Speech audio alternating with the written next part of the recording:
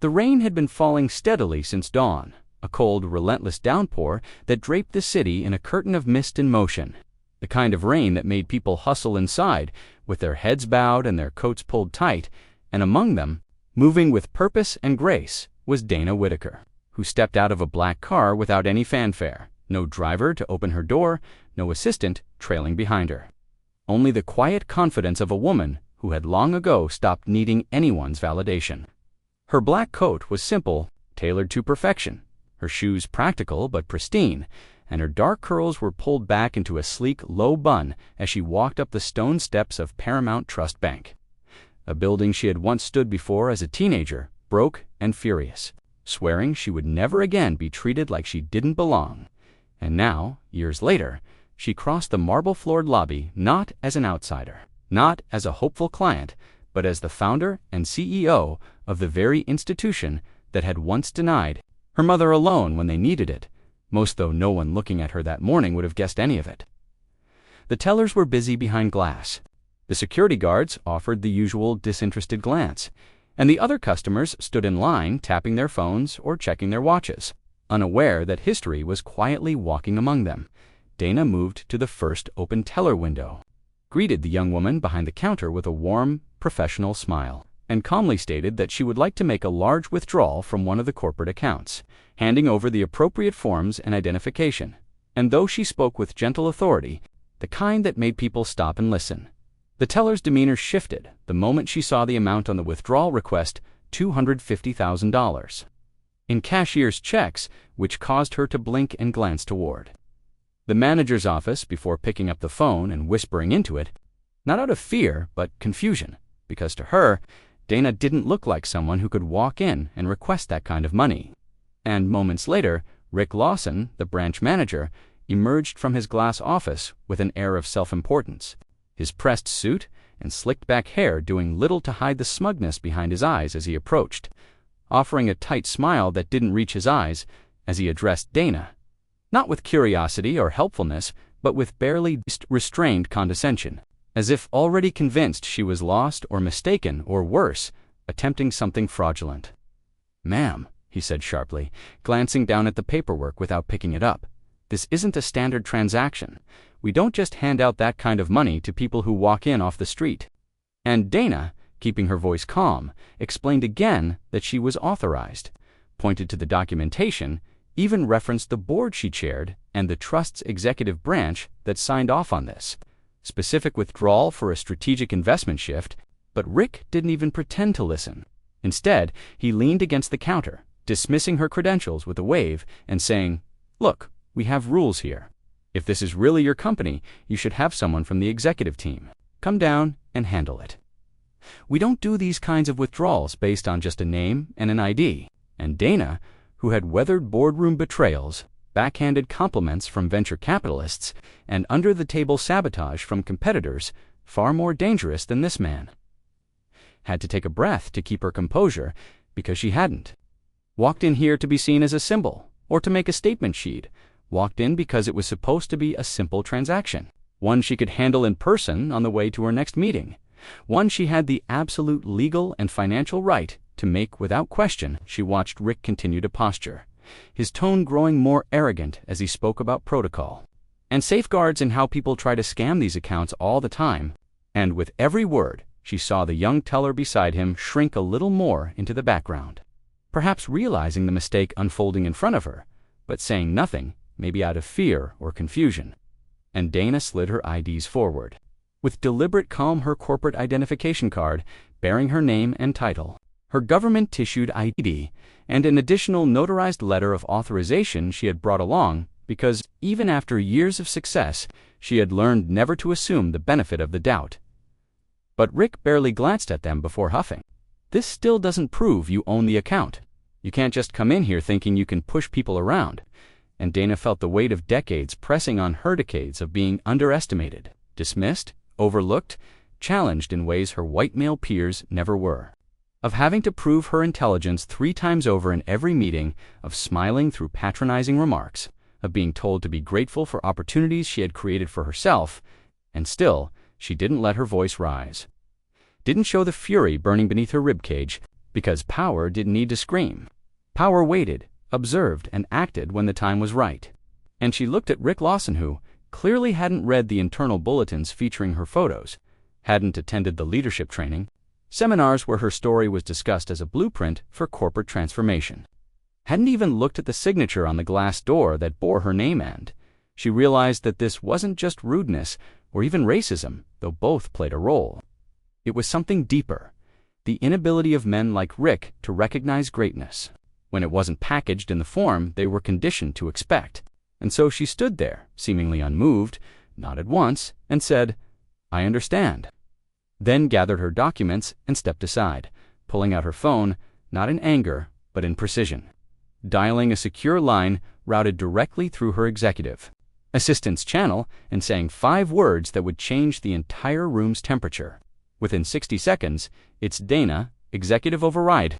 And then she ended the call, put the phone away, and folded her hands in front of her as she waited, not with impatience, but with certainty.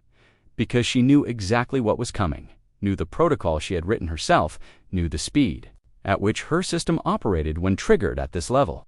And meanwhile, Rick swaggered back to his office, muttering something to the assistant manager about entitled customers, and these types always pulling stunts. Completely unaware that the storm wasn't outside anymore, had walked right through the front door in the form of the very woman he had just insulted.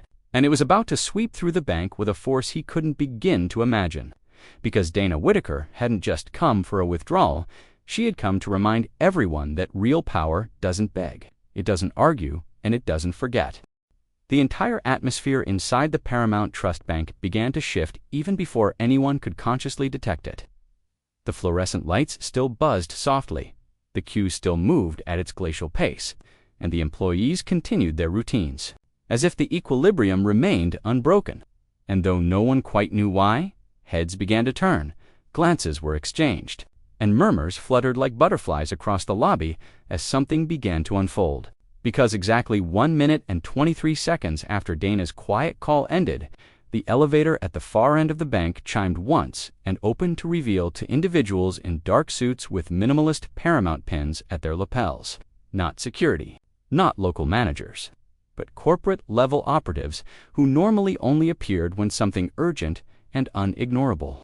They walked briskly, with practiced professionalism and quiet intensity, straight toward Dana, without hesitation, the taller of the two greeting her with a deferential "Ms. Whitaker.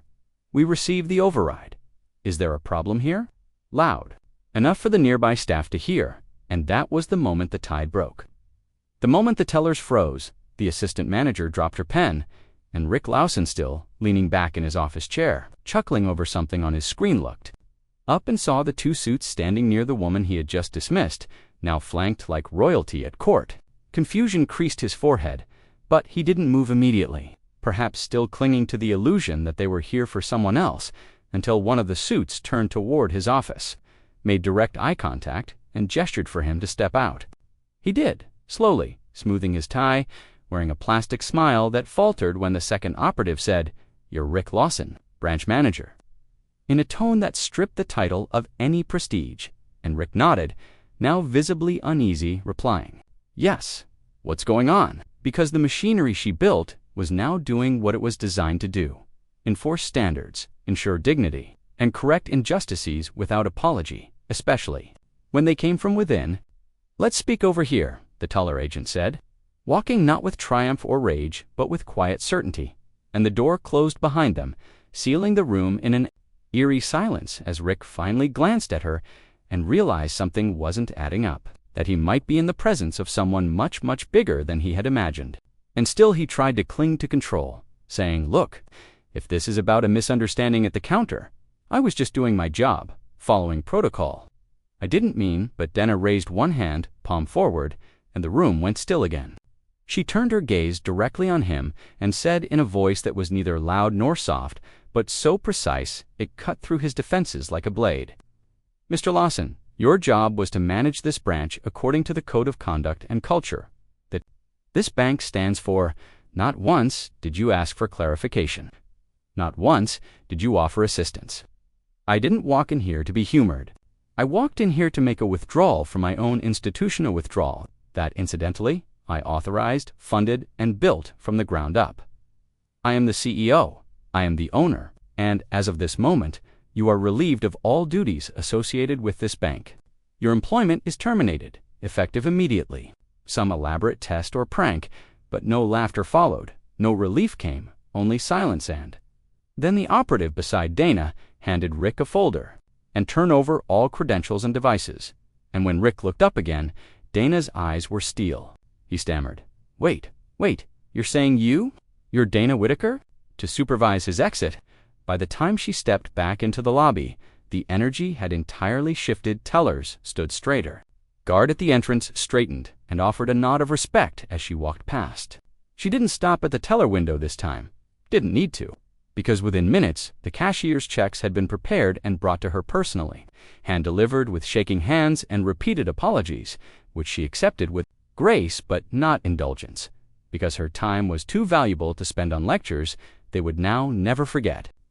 Outside, the rain had softened to a whisper, the storm now spent, and as she exited the building, stepping into her car without so much as a backward glance, Dana knew this moment would ripple through every branch, every training manual, every corner of her company, not because she had made an example of someone, but because she had reminded them all what leadership truly looked like.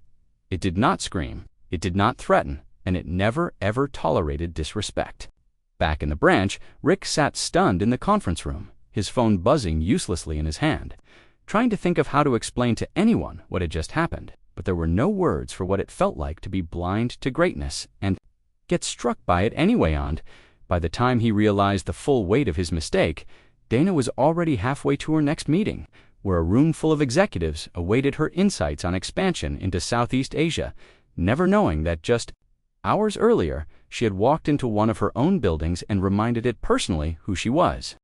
The sun had barely begun to set when Dana Whitaker's motorcade rolled toward Paramount Trust's global headquarters, a sleek glass tower that scraped the sky with its ambition and stood as a symbol of everything she had built, not just with capital and strategy, but with grit, sacrifice, and a vision far greater than any balance sheet could hold.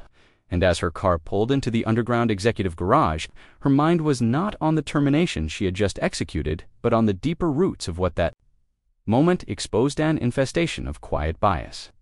A rot that didn't scream slurs or throw punches, but instead hid behind policies, tone, and 1,000 microaggressions that collectively screamed, "You don't belong here." And Dana had spent her life turning that scream into silence.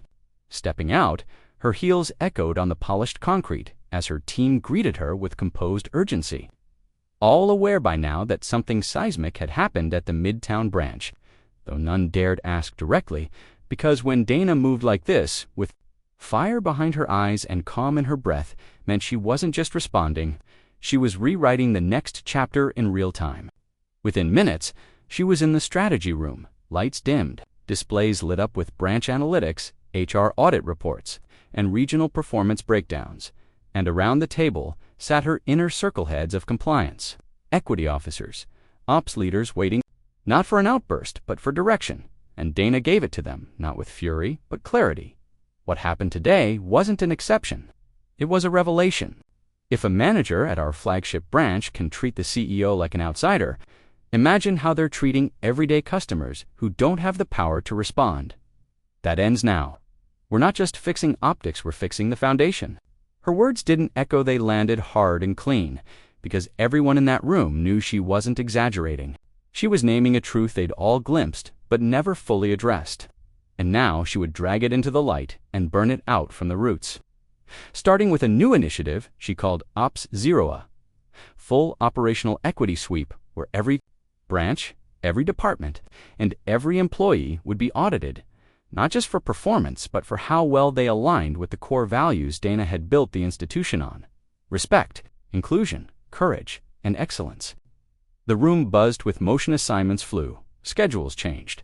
A task force was formed by the hour's end, with regional leads, HR analysts, and Dana herself overseeing the most sensitive reviews.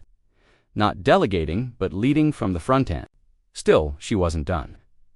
Later that night, long after the office quieted and most executives retreated to homes and high-rises, Dana remained in her glass-walled suite overlooking the city, sipping tea and reviewing the footage of her encounter with Rick Lawson, which had been discreetly recorded by internal surveillance and flagged by the compliance team. She watched the interaction not for ego but for data studying tone, body language, staff reactions, until she paused the video at the exact moment Rick dismissed her and looked away. A single gesture that spoke volumes. He hadn't seen her. Not really, not fully. And that blindness conditioned comfortable. And dangerous was what she intended to cure across every layer of the company. Not with slogans, but structure. The next morning, the story had already spread, unofficially of course, through whispers and texts and insider threads. The CEO walked in undercover and fired the manager on the spot. They said, though no one knew the full context, and Dana didn't correct the narrative. She let it grow, let the myth do its work. Because sometimes perception was a tool, and this one was forcing every employee to look in the mirror and ask, would I have done the same thing if she walked into my branch? Within 48 hours, the OpZero team had uncovered subtle red flags branches with high turnover among customers of color, disproportionate denial rates on small business loans, complaints buried in lower-tier reporting systems, all patterns Dana had suspected, but now had proof of, and as she compiled them into a central ledger, she didn't feel vindicated. She felt resolved. Because this wasn't about one man at one desk. This was about system change, legacy, transformation, and reclaiming the soul of an institution to many had assumed was just another bank with a black face at the top, when in truth it was a revolution in disguise. And yet, even as data piled up and policy drafts formed, Dana knew something deeper was needed. Not just better systems, but better people. So she began Phase 2, a cultural re-education program, not some superficial diversity training, but immersive, experience-based modules co-designed with social psychologists, equity consultants, and former customers who had faced bias firsthand. And the pilot program required even executives to attend, including herself, because integrity meant standing in the circle, not above it. News outlets caught wind of the shakeup but had no concrete details, so speculation ran wild. Was the CEO stepping down? Was the company in crisis? Had someone embezzled funds? But Dana let the noise swirl while she focused on action speaking. Only through one internal memo that leaked anyway and became headline fodder, we are not fixing a scandal. We are leading a standard. Excellence begins with accountability. Start with yourself. A sentence now framed on hundreds of branch walls across the country. And while media pundits debated, Dana moved through her empire branch by branch, sometimes recognized, sometimes not, watching how doors opened, how voices changed, how respect was given or denied because power wasn't in titles. It was in how the least among us were treated in rooms where no cameras watched. At one branch in Atlanta, a young black man in a hoodie was stopped by security before reaching the counter, and Dana, standing behind him in line, quietly stepped forward and asked, "Is there a reason he's being blocked?" And the guard froze when she showed her ID badge, just a simple rectangle that said Chief Executive Officer, and apologized so fast he stumbled over his words, while the young man turned to her and said, "Thanks. They always stop me here." And that was all Dana needed to hear to add that location to the highest priority tier of reform. Across the nation, these quiet storms erupted, managers checking themselves, branches reevaluating norms, and employees whispering to each other, "Did you hear what happened at Midtown?" While Dana continued to work in the shadows of her own empire, not hiding, but humbling herself to witness the truth with her own eyes. And by the end of the third week, the data spoke. Customer satisfaction had risen, complaint volumes dropped. But more than that, morale among frontline workers of color had surged because they felt seen, protected, believed in by someone who looked like them and wielded power with grace. Not ego-wand, as Dana stood again before her executive board. Laying out the Phase 3 expansion, she reminded them all that the goal was never to punish, it was to transform, to create a culture so deeply rooted in respect that no one ever again had to prove their worth just to be heard. And as her team applauded, understanding the gravity of what was unfolding, Dana closed her laptop, rose from the table, and said with a quiet finality, "Now, let's finish what we started." It was nearly 2 months to the day since Dana Whitaker had walked into that Midtown branch and been treated like an inconvenience by the very people who worked for her. And in those 8 weeks, a storm had passed through Paramount Trust quiet. To the outside world, but seismic within, and what had begun as a moment of humiliation turned into the launch of a company-wide reckoning. A mirror held up to every process, every person, every unconscious bias buried beneath policy. And now, standing on the stage at the Global Integrity Summit in front of thousands of executives, policymakers, press, and global stakeholders, Dana was ready to speak not just as the CEO of one of the most powerful banking institutions in America, but as a black woman who had turned her personal experience of erasure into a blueprint for systemic elevation. Dressed not in corporate beige, but in a deep, regal sapphire suit that matched her quiet authority, Dana stepped to the podium. The murmurs in the crowd falling into reverent silence as the spotlight hit her face, and the weight of anticipation met her steady breath, and she began not with numbers or projections, but with a story, a true one, the one they'd all heard rumors about, but never from her lips. 2 months ago, I walked into one of my own bank branches and asked to make a withdrawal. I was questioned, doubted, dismissed. Not because I lacked ID, not because there was an error, but because I didn't look the part, because I didn't fit the image of who they thought power belonged to. So, I did what any CEO would do. I fixed it, but not just at that branch. I fixed the system that allowed it to happen in the first place. You could feel the tension shift, the breath collectively held as the reality hit the audience, not just that she had been the woman in that viral whisper story, but that she had leveraged it not for revenge, but revolution. She detailed the Ops Zero initiative, the audit outcomes, the cultural re-education pilots, the measurable changes in complaint drops, satisfaction spikes, staff retention increases particularly among frontline women and employees of color, and more than that, the letters, the handwritten notes from customers who said, "For the first time, I feel safe banking here," and from staff who wrote, "Thank you for seeing us." She shared the story of a veteran in Baltimore who'd been denied a loan at 3 banks. But after the equity retraining at their branch, was welcomed by a young black loan officer who told him, "We believe in second chances, sir," and funded his dream of opening a community repair shop that was now employing 10 youth from the local shelter. Dana didn't raise her voice once, but her words carried a weight that pulled people forward in their seats, and by the time she paused, the hall was so quiet you could hear pens stop scratching as people simply listened not to a corporate script, but to a lived truth now sculpted into a movement. "We didn't just change policy," she said finally. "We changed posture. We didn't just reform bias, we restored humanity. And for those wondering if it's too much, I say this: equity is not charity. It's strategy. If you want to thrive in this century, you don't just need capital, you need character." When she stepped back from the mic, there was no polite applause. It was thunder from leaders who'd been silently complicit, now convicted. From junior executives, inspired to rethink what leadership could look like. From young girls in the audience who saw someone who looked like them commanding not just a room, but a future. And as she exited the stage, Dana's inbox began to flood CEOs asking for her framework. Schools asking her to speak, senators requesting her model for national policy integration, and yet, despite all the noise, she kept her eyes on what mattered most, walking quietly among her people, visiting branches unannounced, sitting with tellers, security guards, and cleaning staff, asking them, "How's the culture now?" and listening not for compliments but for clues and the impact.